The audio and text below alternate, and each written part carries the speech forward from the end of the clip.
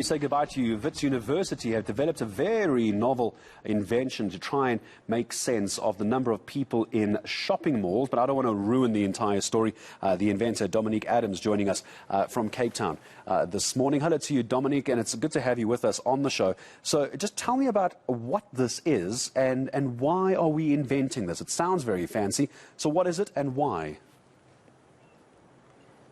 Right, good morning. Thank you for having me on the show. So our innovation basically stemmed from an existing product for Wi-Fi monitoring to monitor the complex behavior of people in real time as well as predict their future behavior.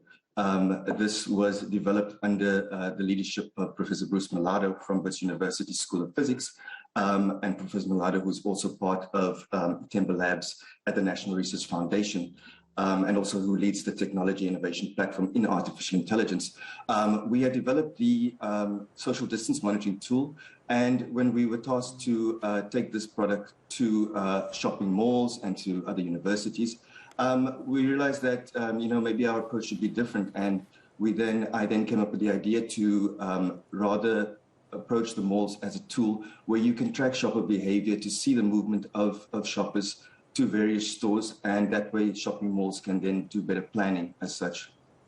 So I would imagine then that this could help with, for example, managing social distancing. I understand there could be a very easily applicable commercial element to this as well, because if you understand consumer behavior, you can sell more things without us consumers even know that it's happening. But I imagine this could be used for something like managing social distancing. Correct. And like I mentioned before, the base tool was a social distance monitoring tool. We just had adapted it to make it basically more beneficial to shopping malls in the sense that it's not just a tool for monitoring social distancing. We can also, with the use of artificial intelligence, make future predictions to see where shoppers are going and where the hotspots basically are, the busy areas are in shopping malls, say given in a period, in a time of say 30 minutes to an hour ahead of time with the use of the artificial intelligence. And so what would the takeaway be for the shopping centres? Obviously, it's a brilliant invention. What would be the benefit of them having this in? So they're able to track the movements, they're able to track the behaviour. What do they do with that information? That obviously has to work for them as well. Well, it will be able to assist them with doing better planning within the shopping malls when they do promotions and things like that, to have better control also on the flow of customers through the shopping centre. In the end, it will be, allow them to save money and be more profitable in the end. But there will be many benefits. There's other features that can be added to it as well as a security aspect also. So there will be many benefits for shopping centres in this aspect of using the tool. So you're talking to me from Cape Town at the moment, Dominique. Is this being rolled out in shopping centres? Can you name them? Is this something that I would be aware of if I'm walking into a shopping centre?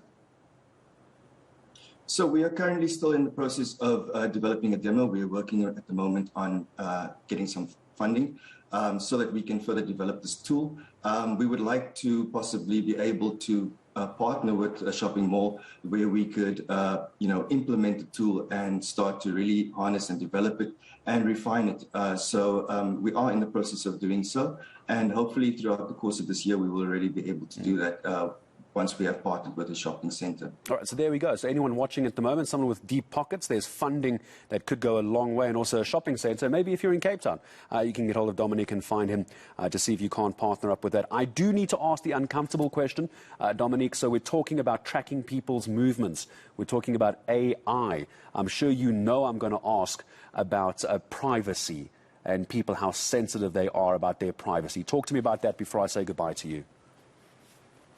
Right. So there will be no storage of personal data. What basically happens is once an individual steps into a shopping mall and the Wi-Fi is on their phone, an access point within the shopping centre's Wi-Fi will pick up their movements. The only time when there's private information stored is when the shopping mall, which they currently offer an incentive, where you can say, for example, go into the mall and you can sign in on their specific Wi-Fi.